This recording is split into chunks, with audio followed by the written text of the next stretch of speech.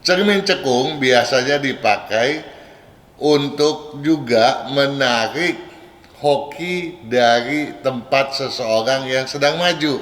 Andai kata koatans itu pedagang di seberangnya, apa yang harus dilakukan untuk menganulir supaya rezekinya tidak disedot oleh seberangnya ya, dan tahu-tahu rezekinya banyak melorot, hilang. Nah, ini tentu saja patut dicurigai nih, jangan-jangan ada unsur kesengajaan gitu. Penambahan yang ditempelkan pada samping atau belakang tentu akan berdampak secara langsung terhadap penataan keseluruhan rumah. Kalau kamar mandi WC nggak boleh berada di dalam dapur atau berhadapan dengan dapur karena unsur yinnya terlalu kuat sehingga yangnya nanti kalang kabut.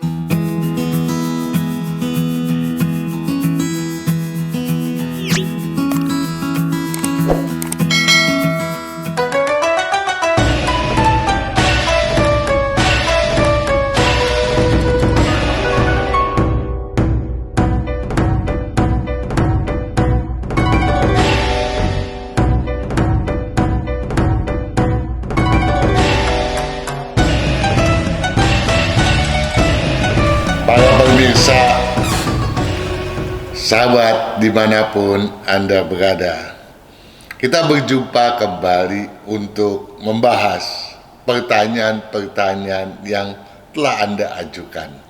Ada beberapa pertanyaan yang dipilihkan oleh manajemen FSE untuk dibahas pada kesempatan yang berbahagia ini. Namun demikian, dari beberapa pertanyaan tersebut, yang paling menonjol adalah mengenai baik buruknya cermin cekung dan penataan dapur. Kita tidak perlu membuang waktu, mari saja kita bahas. Pertanyaan pertama datangnya dari Koatans ya. Pada video mau banyak rezeki, hindari kekeliruan ini. Siang Pak Kang, siang juga Koatans. Hari ini saya belanja di suatu tempat. Dia menggunakan cermin cekung pada pintu masuk dan keluarnya. Apa yang harus disiasati jika saya memiliki tempat usaha tepat di seberang depan pintu masuk atau keluarnya? Terima kasih. Sebelum saya menjawab pertanyaan ini, perlu sahabat pemirsa semua pahami bahwa hal ini diajukan oleh Koatans tentu saja menyangkut pembahasan kita pada video terdahulu. Kalau tidak keliru pada video rezeki mau lancar, hindari pantangan pintu edisi yang pertama. Di sana saya ungkapkan bahwa ada 3 cermin. Cermin datar, cermin cembung, dan cermin cekung. Cermin cekung biasanya dipakai untuk juga menarik hoki dari tempat seseorang yang sedang maju. Nah, jadi pertanyaannya Koatans ini, apakah cermin cekung yang dipasang oleh pedagang tadi akan merugikan ya pedagang di seberangnya? Jadi andai kata Koatans itu pedagang di seberangnya, apa yang harus dilakukan untuk menganulir supaya rezekinya tidak disedot oleh seberangnya ya? Nah, tentu saja juga patut dipahami oleh Koatans bahwa ketika itu saya telah sampaikan ya, memang tidak semudah kita mengucapkan bahwa dengan memasang cermin cekung saja kemudian rezeki orang akan kita bisa tarik ya menjadi milik kita. Enggak bisa, ada triknya, dan itu tidak saya sampaikan karena tidak baik toh. Nah, tetapi supaya kita juga punya parameter, apakah si pedagang itu memasangnya tepat atau tidak gitu ya. Apakah si pedagang di seberangnya terugikan atau tidak. Tentu saja jarak daripada kedua pedagang ini perlu diperhitungkan. Kalau semakin dekat semakin mudah ya untuk mengambil ya hoki dari seberang itu. Kalau kita berbicara itu adalah di daerah pasar, tentu saja pedagangnya saling berdekatan satu sama lain. Dan ini sangat memungkinkan. Kemudian, apakah setelah si pedagang yang pemasang cermin itu memasangkan cermin cekungnya di atas pintu, apakah ada penurunan pendapatan dari seberangnya? Ini tentu saja menjadi tolok ukur dong, jadi parameter. Kalau memang iya dan tahu-tahu rezekinya banyak melorot, hilang, nah, ini tentu saja patut dicurigai nih, jangan-jangan ada unsur kesengajaan gitu ya. Nah, bagaimana nih kalau itu memang terjadi? Ya tentu saja kita patut melakukan penangkalan ya. Kita buat satu tirai untuk mencegah. Jangan sampai hal itu berlangsung terus-menerus. Caranya gimana?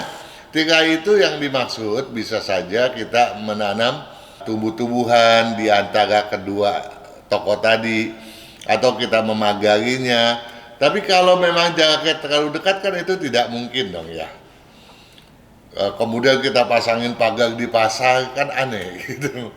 Nah, kita bisa memasang cermin cembung untuk menangkalnya. Ya, cermin cembung tepat di depan cermin cekung tadi gitu. Kita arahkan lagi yang sama. Kalau perlu kita pasang beberapa deret gitu.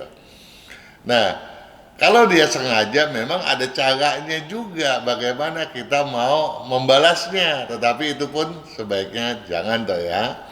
Jadi cukup kita pasang penyekat kalau itu di antara dua toko yang berjauhan dengan tumbuhan ataupun penyekat lainnya. Tapi kalau jaraknya berdekatan kita pasang saja cermin-cermin cembung menghadap ke toko di mana cermin cekung itu dipasang ya. Saya berlanjut untuk menjumpai sahabat kita ya, Juragin Lira, yang bertanya pada video mau banyak rezeki, siasati posisi sumur, jalanan, dapur. Sore Pak Kang, sore juga Juragin Lira. Bangunan dapur saya berbahan kayu Pak Kang. Ada di sektor selatan. Berpengaruh enggak Pak bangunan dapur dari kayu? Terima kasih Pak. Bangunan dapur dari kayu atau dinding bata tentu saja tidak masalah. Yang tidak boleh ya, dan ini patut digarisbawahi oleh Juragin Lira adalah bahwa sangat berpantangan khususnya di dalam rumah kita, di dapur kita untuk rumah tinggal, bukan tempat usaha, bukan di restoran ya, memakai dapur yang syarat dengan bahan baku logam ya, di mana dindingnya logam misalnya, atau kitchen setnya pun banyak sekali unsur logam di dalamnya sehingga mendominasi ruang dapur. Ini yang enggak boleh gitu ya. Nah, kalau kayu tentu saja bagus. Kenapa kayu itu bagus? Karena kayu menghidupi api. Nah, kemudian Anda bertanya Juragin bahwa itu berada di sektor selatan. Anda khawatir nih kayunya dibakar api. Justru kayu pada posisi selatan akan menghidupkan api ya, sehingga api pada selatan akan berkobar. Nah, dalam kobaran itu kalau itu adalah di dapur, bukannya berarti menjadi kebakaran ya, tetapi artinya karena dapur fungsinya adalah untuk memasak ya, ada pertumbuhan untuk hidup, maka pendapatan pun akan meningkat tentunya ya. Jadi tentu saja dampaknya sangat positif, baik sekali ya bangunan dapur Anda berada pada unsur selatan dan berbahan baku kayu. Itu oke. Tetapi satu hal yang patut Anda pahami, jangan karena sudah oke, sudah bagus, kemudian penataan lainnya Anda abaikan ya. Pantangan misalnya kompor berhadapan dengan sink dibiarkan, nah ini tentu saja menjadi keliru. Kemudian memasak dengan goyangan keluar gitu ya, siansinya tentu saja ini menjadi keliru dong ya. Banyak pantangan yang harus dipedulikan dan jangan sampai terjadi di tempat Anda ya, juga gilira. Kemudian saya lanjutkan, ada penanya yang menanyakan hal sejenis ya, ditanyakan oleh Mbok Siti Rejo ya, bertanya pada video kompor bertungku banyak bikin banyak hoki. Pak Kang mau tanya, katanya, bagaimana kalau letak ruang dapur di posisi di luar rumah utama? Jadi dapurnya Mbok Siti Rejo mau ada di luar rumah utama, di luar terpisah dari rumah induk gitu ya. Oh, tetapi saya lanjutkan. Tapi masih satu dinding dengan rumah utama, yakni di samping atau di belakang rumah utama. Jadi belum dibuat dong ya. Jadi masih diperkirakan ini ya, masih direncanakan di samping atau di belakang rumah utama. Begini Mbok Siti Rejo ya, dapur boleh berada di dalam rumah, yang penting pada posisi yang benar ya. Tadi sudah disampaikan bahwa di posisi selatan, sektor selatan atau timur tenggara itu juga bagus toh ya. Nah sekarang Anda mau melepas ya di luar bangunan induk, itu boleh-boleh saja.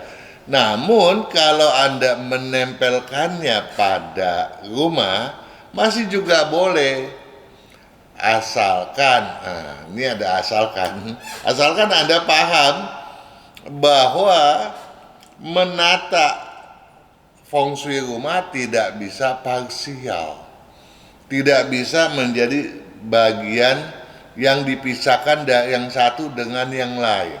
Misalnya begini deh, Anda sudah membuat dapur yang benar ya, penataannya semua sudah sesuai dengan ketentuan, tetapi di samping kompor Anda ada lorong panjang. Ini kan menjadi salah dong ya. Nggak boleh dapur berada di ujung lorong panjang, apalagi berada di dalam lorong yang panjang. Begitu ya. Nah sekarang begini, ketika rumah itu misalnya sudah difungsui dengan baik, sudah benar. Karena rumah kan seperti kalau Mbok Siti Rejo perhatikan selama ini ya perbincangan kita, rumah itu kan dibagi 9 bagian, ke kanan dibagi 3, dari depan ke belakang dibagi 3, sehingga ada 9 ruang. Nah ketika Anda menempelkan satu tambahan, tentu bidang pembagiannya kan menjadi berbeda. Misalnya tadinya rumah Anda itu misalnya 10 kali 18. Kemudian Anda tambahkan di samping belakang 3 meter lebar.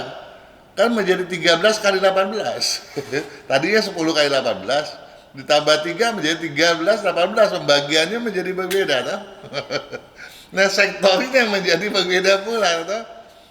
Nah ini yang harus diperhatikan lagi gitu ya.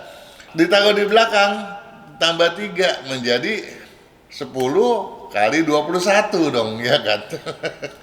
Nah kemudian karena penambahannya itu tidak full, berarti ada bidang cekungan dong, ada bagian yang kosong.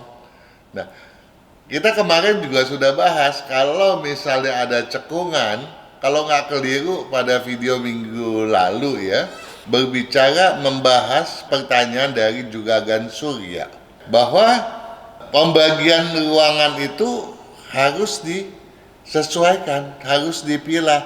Dan kalau bagian barat laut misalnya adalah cekungan, kebetulan kemarin cekungannya Pak Surya kalau nggak keliru itu pada daerah garasi, itu akan mengakibatkan berkurangnya efek tanggung jawab.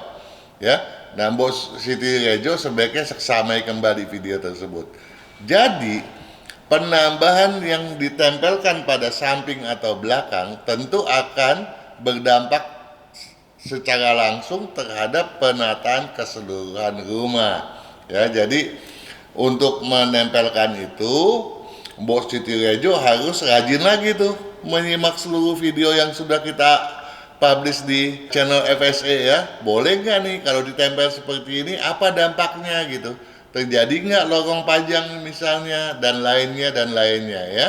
Tolong itu diperhatikan benar, karena satu hal yang saya tekankan bahwa feng shui tidak bisa hanya kita nilai secara perbagian atau secara parsial.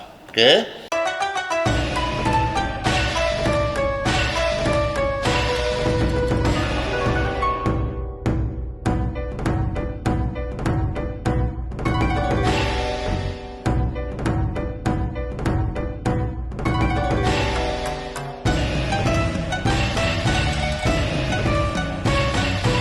Saya mau menjumpai Juragin Brigita Git. Brigita Git Juragin bertanya pada video, mau banyak rezeki, hindari kekeliruan ini ya. Selamat siang Pak Kang, selamat siang juga Juragin Brigita Git. Dapur kan tidak boleh bersebelahan dengan kamar tidur, betul sekali ya. Kalau misalnya di jeda 1,5 meter dibikin taman gitu, boleh enggak katanya ya. Ukuran kamar tidur 3 kali 2,8 meter dan dapurnya 4 kali 2,5 meter. Cuma saya bingung nih antara lebar dan lebarnya bisa berbeda gitu ya, tapi nggak masalah, mungkin memang ada bentukan yang menjauh ke dalam atau keluar ya, sehingga berbeda. Jadi yang paling penting, ukuran kamar tidur utama 3 kali 2,8 meter, dapur 4,25 meter, dinding dapur semi terbuka ya, tapi bukan dinding kompornya. Nah, memang dinding kompor nggak boleh terbuka, harus masif. Kompor memang harus bersandar pada dinding ya, nggak boleh tanpa ada sandaran yang masif.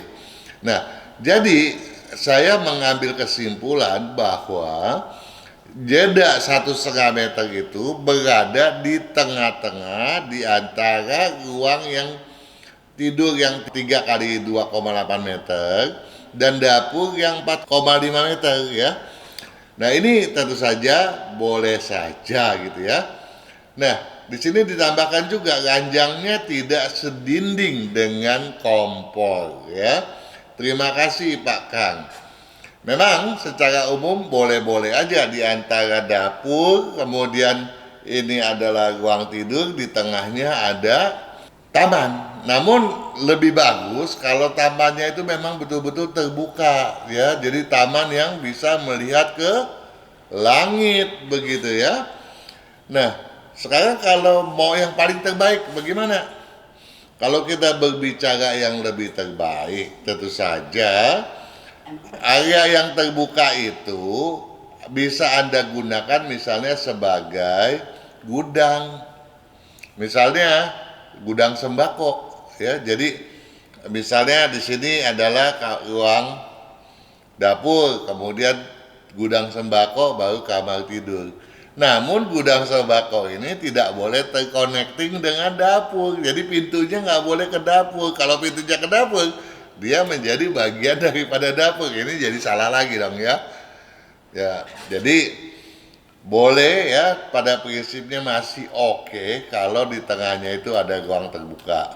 Namun lebih bagus kalau tengahnya itu adalah gudang gitu ya. Oke, ada Juragin Pipit Altarini ya, yang bertanya pada video cara mudah buang hambatan, tingkatkan rezeki edisi yang kedua. Pakang, salam sejahtera, sehat selalu. Salam sejahtera, sehat selalu juga Juragan Pipit Altar ini. Tolong sampaikan salam untuk keluarga, semoga semuanya sehat dan sukses selalu ya. Mau tanya Pak, dapur saya terletak di belakang rumah. Sudah terlanjur satu ruang dengan kamar mandi WC. Pintunya menghadap dapur dan tampak sekat ya. Apa harus bikin tembok sekat agar pintu kamar mandi WC tak langsung ke dapur? Dan berapa tingginya? Mohon sekali dijawab Pak. Nah, dibantu jawab sudah sama Koatans ya. Terima kasih Koatans telah membantu jawab ya. Iya katanya, harus disekat Bu.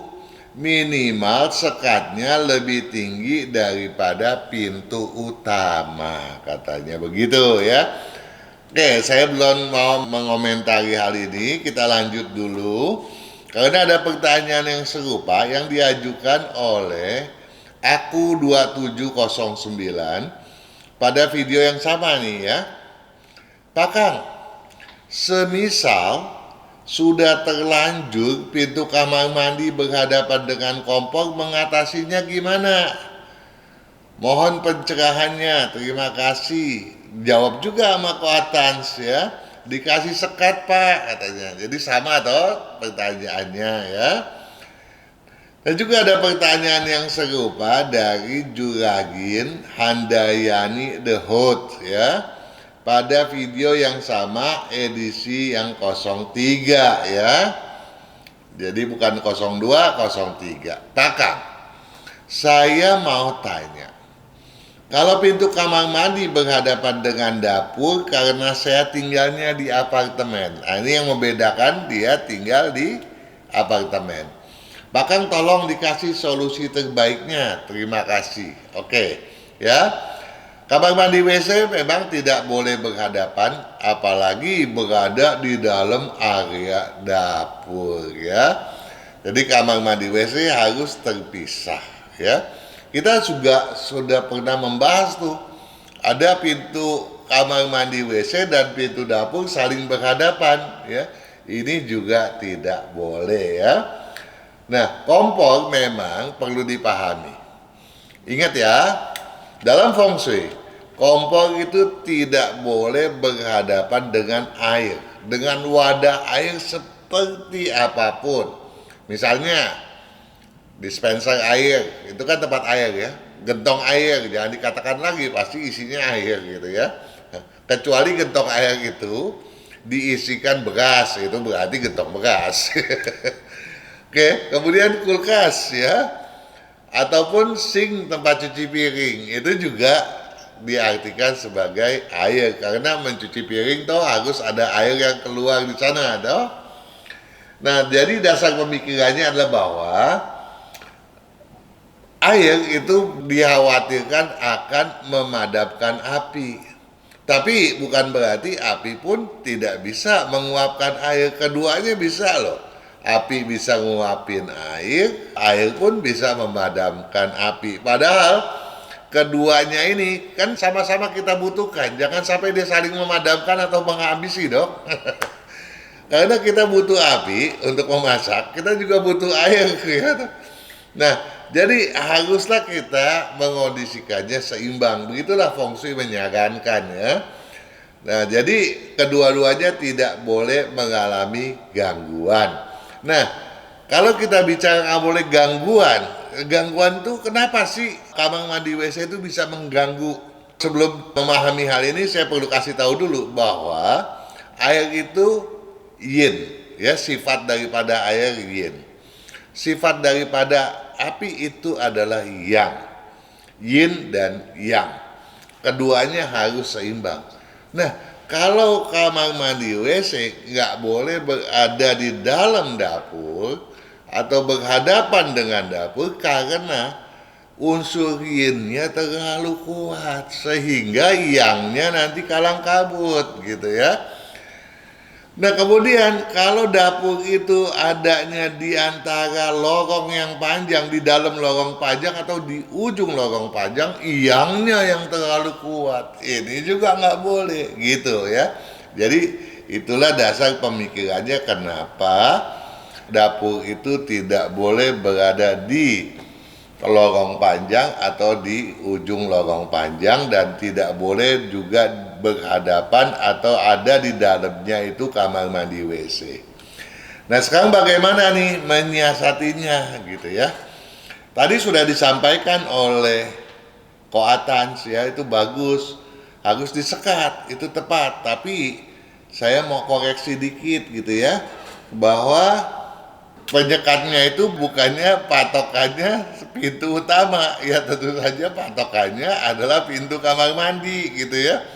Jadi ngukurin berapa nih tiap tinggi apa lebarnya pintu utama, enggak, tapi kita harus memasang penyekat paling enggak lebih lebar dan lebih tinggi daripada kamar mandi WC. Namun satu hal yang terbaik kalau bisa adalah kamar mandi WC-nya itu dipindahkan ya. Apakah dipindahkan pintunya ataukah dipindahkan posisinya agar tidak menyatu lagi dengan dapur ya.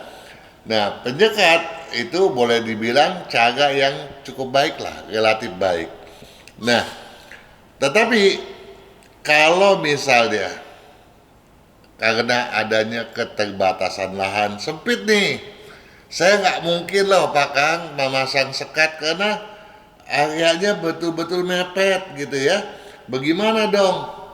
Ada nggak cara lain? Bisa ya, tapi tentu saja nilainya tidak seperti penyekat. Coba dibayangkan yang terbaik kalau dipindahkan kamar mandi WC atau dapurnya yang dipindahkan ya.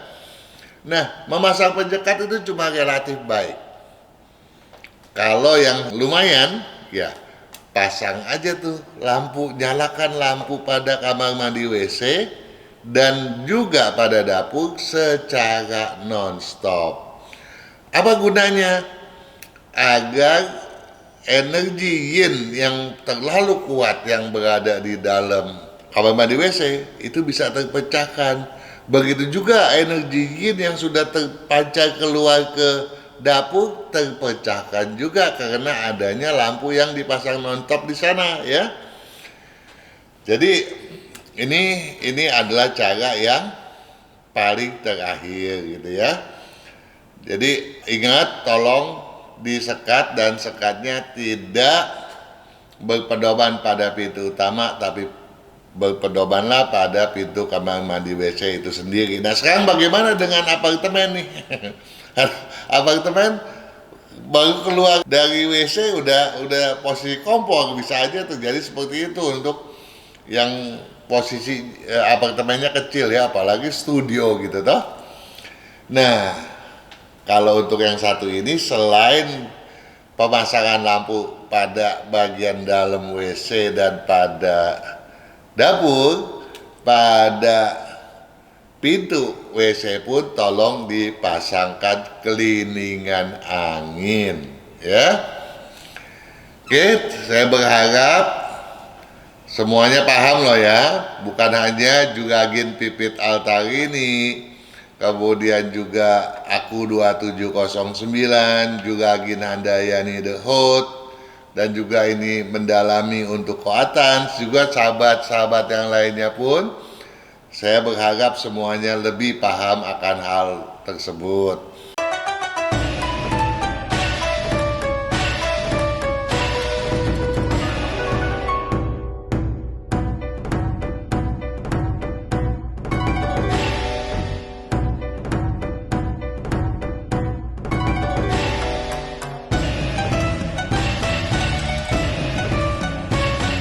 Kesehatan, karakter, bakat, bisnis, hubungan, Hong Shui, waktu, nasib, dan siasat. Kesempurnaan dari kedelapan aspek inilah yang dipelajari oleh metode Yin Yang 5 unsur, agar perjalanan hidup manusia dapat berhasil dengan tetap berjalan serasi, selaras. dan seimbang dengan alam semesta. Saya lanjut ke Juragan atau Juragin, ya. Damian Aceh, ya. Yang bertanya pada video, cara mudah buang hambatan, tingkatkan rezeki edisi yang ketiga. Selamat malam Pak Kang, salam sejahtera. Salam sejahtera juga dan selamat malam ya untuk Juragan atau Juragin Damian Aceh, dan salam untuk keluarga semuanya. Bukaan pintu swing tidak boleh mengarah ke kompor. Bukaan pintu swing, kita buka pintu, tak, di sana kompor, tidak boleh ya. Namun jikalau jaraknya 6 meter, apakah tetap tidak diperbolehkan? Juga kompor dan kulkas saling berhadapan arah namun tidak berada dalam satu garis lurus bertemu muka. Meja dapur letter U. Mohon dijawab Pak Kang. Saya juga khawatir nih, ya, Juragan Damian Aceh. Kapan saya mengatakan bahwa bukaan pintu swing tidak boleh mengarah ke posisi kompor? Ya, bukan pintu swing.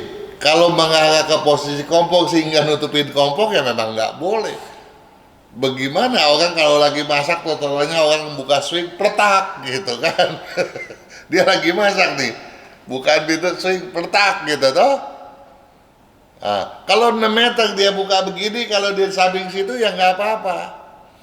Tetapi kalau pintu bukan swing, kemudian di ujung sana adalah kompor, ini bukan masalah swingnya. Pintu apapun, apakah itu sliding, apakah itu rolling door, kalau dia itu berhadapan dengan kompor, itu aja udah nggak boleh.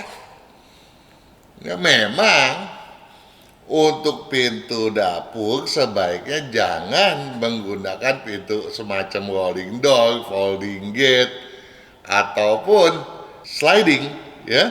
Yang bagus adalah swing. Tapi jangankan swing berhadapan aja, jangankan dia ada pintunya, dia kong liong pun tanpa pintu, cuma lobang, terus kemudian di depannya itu ada kompor, itu aja udah salah.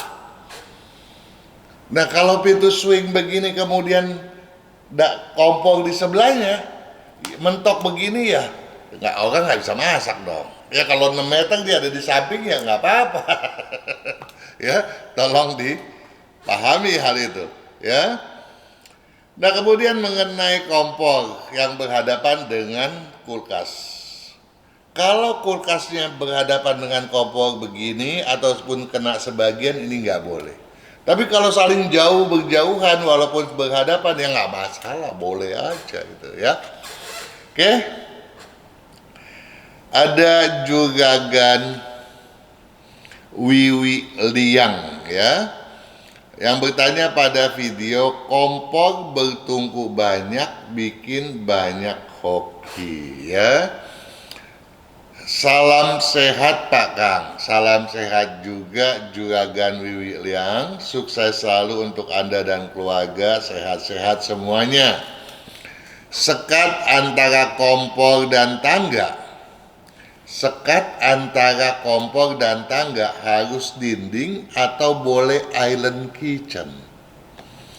Mohon pencerahannya Pak Kang, terima kasih ya. Nah, saya mau bertanya nih, sebelum saya menjawab masalah dindingnya gitu ya. Island kitchen itu setinggi apa sih?